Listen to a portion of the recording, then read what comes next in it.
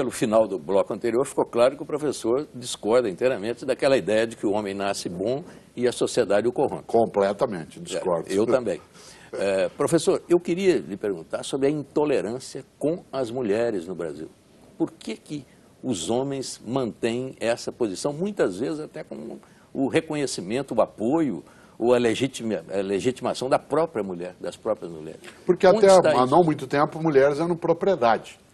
E por serem propriedade tinham que ser tratadas como tal. Isto é, até no Código Civil que nós tínhamos, até para abrir, até há 40 anos, uma mulher para abrir um crediário, mesmo que ela trabalhasse, ela precisava de autorização do marido. Você podia devolver, né, para a família uma menina, depois de um casamento, se ela não estivesse intacta, e assim por diante. Uma sociedade patriarcal, de uma estrutura escravizante, onde mulheres podiam ser negociadas. Nessa hora, sem dúvida. Outro dia eu estava numa discussão em que havia só uma mulher, tal como aqui entre nós, e um espectador, mas assim, mas vocês estão falando sobre feminismo e machismo, mas só tem uma mulher. Né? E aí a mulher virou e falou assim, é porque basta. Concordo. Isto é, uma só é suficiente para enfrentar 4 homens numa conversa. Pois bem, quero lembrar algo que eu sempre digo e até escrevo no livro Educação, Convivência e Ética. Machismo é um vício, feminismo é uma virtude. Machismo e feminismo são contrários. O contrário de machismo não é feminismo. O contrário de machismo é a ausência, né, da capacidade de fazê-lo. O feminismo é uma postura em relação à igualdade de qualquer ser humano, mulheres aí entendidas. O machismo é uma forma de agressividade. Por isso, a distinção, a intolerância em relação ao mundo feminino e o preconceito, ela é muito forte ainda numa sociedade patriarcal que entendeu a mulher como propriedade. Uma questão comezinha, professor. Quando uma intolerância individual pode ganhar as ruas, não digo as ruas, mas ganhar um corpo e se tornar uma intolerância coletiva. Por exemplo, pessoa que abusa no perfume, num ambiente fechado, num ambiente de trabalho.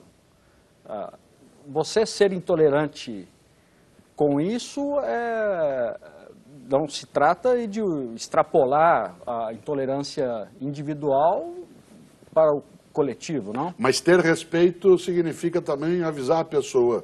Gostar de alguém ou respeitá-la implica até alertá-la para aquilo que ela está fazendo. O brasileiro, como já citou a Michele, ele não é muito afeito a essas ordens diretas, essas observações que podem ferir a personalidade mais sensível. Nós somos mais voláteis no nosso modo de conduta.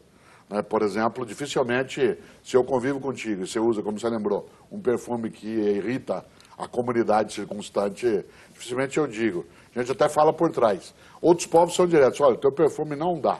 Né? Então, esta lógica ela vai sendo construída. Eu acho que a nossa democracia, com a nossa capacidade de convivência com o diferente, vai nos levar a dizer assim, o teu perfume você tem o direito de usar, mas não faça isso. O brasileiro vai conquistar o direito de dizer na cara. Sim, de dizer de maneira que não seja ofensiva, mas seja direta, que não seja, né, obviamente, destrutiva, mas que seja clara, porque tolerar não é ausência de divergência. Né? Mas com piedade. Uma pergunta. Para encerrar rapidamente, eu queria que o senhor falasse assim, o que é preciso para que as pessoas hoje elas se protejam dessas ideias de ódio, preconceito, que são disseminadas em qualquer ambiente que você tem ali, religioso, muitas vezes até profissional, político e dentro das nossas casas? Só tem uma saída para enfrentar fantasma, é acender a luz.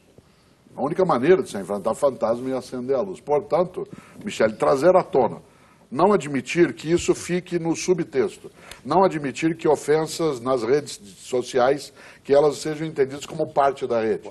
Não admitir que numa família se conte piada racista, se despreze alguém porque ele tem uma religião diversa. É um pouco intolerante. Claro, isto é, ser intolerante com a intolerância. E a maneira de fazê-lo é fazê-lo pouco a pouco nos vários modos nossos de convivência. É um princípio ético. Desse ponto de vista, gente que para crescer precisa baixar outro, é porque é gente muito pequena.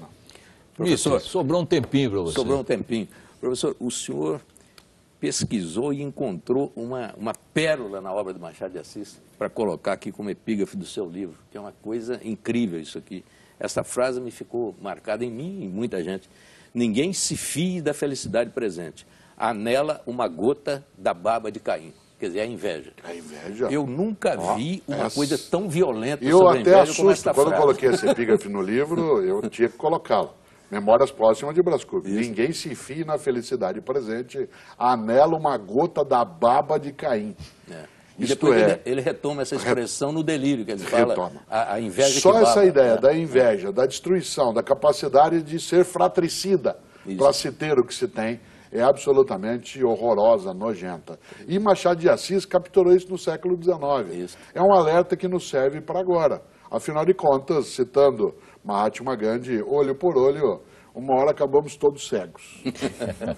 Ô Cortella, para encerrar, resposta em uma palavra. Você, olhando para o atual nível de tolerância ou intolerância na sociedade brasileira, com esse ambiente de discussão política tomando o nosso cotidiano cada vez mais, manifestações no horizonte, a sua expectativa você está preocupado ou está tranquilo? Estou preocupado, mas não estou desesperado. Estou atento, mas não estou desanimado.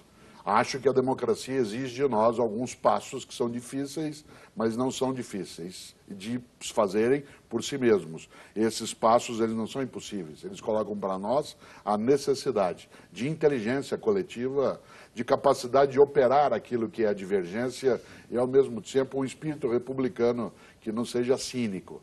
Acima de tudo, uma ética que não seja cosmética. Muito bem, o Canal Livre de hoje fica por aqui. Nós agradecemos a presença do filósofo e professor Mário Sérgio Cortella e também dos jornalistas Fernando Mitre, Luciano Dorim e Michele Trombelli. Muito obrigado pela audiência, boa noite a todos e até a próxima semana.